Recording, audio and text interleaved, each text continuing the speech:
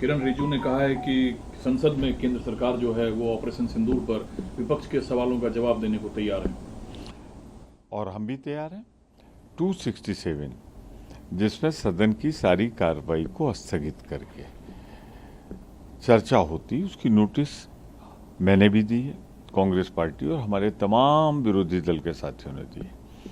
हम चाहते हैं कि चूंकि प्रधानमंत्री जी को 2 दिन बाद बाहर जाना है, तो आज प्रधानमंत्री जी सदन में आए और पहलगाम में जो 26 मांगों का सिंदूर उजाड़ा गया है और उसके बाद सिंदूर ऑपरेशन, उसके बाद सीज फायर हुआ है, हमारे जवानों के शौर्य और पराक्रम की गाथा पर आज सारा काम रोककर चर्चा शुरू कर दी है। सरकार एक कदम आगे बढ़ती है तो फिर आप लोग 2 कदम आगे बढ़कर घेर लेते हैं। अब आप लोग इस बात पे अड़े हैं कि प्रधानमंत्री आकर जवाब दे सदन में।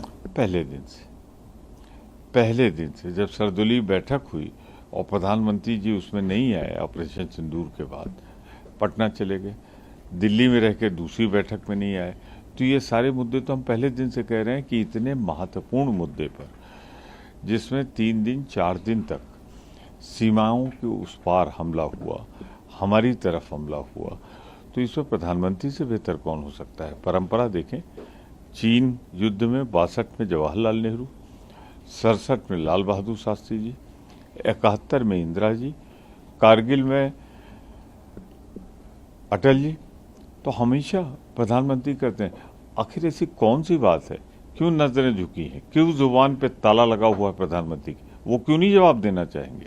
उन्हें देना पड़ेगा, ये संसद है, आर्टिकल 75 के अनुसार वो सदन के प्रति जिम्मेदार हैं। सर, सोर्सेज ये कह रहे हैं, आप तो साक्ष्य हैं, क्या विपक्ष और सत्ताधारी दल दोनों में कोऑर्डिनेशन है कि सदन सुचारू रूप से चले? क्या आपको लगता है कि सदन, विपक्ष का फायदा है, देश का फायदा है कि सदन सुचारू रूप से चले। हमारी बात तो आए, हम अपनी बात रखें, सरकार से जवाब तो लें। तो विपक्ष तो चाहता है, पर सत्ता पक्ष अहंकार में डूबा है। सत्ता पक्ष की कुछ चीजें ऐसी जो छिपाना चाहती है।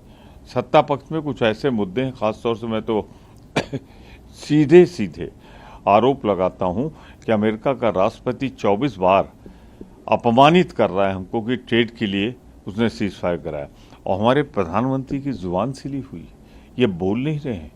ऐसी क्या कमजोरी है कि हमारा अपमान करा रहे हैं, भारत देश का अपमान कर रहे हैं। ललकार के कहें कि हमारी सेनाओं के बीच में हुआ है, आपसे मतलब नहीं।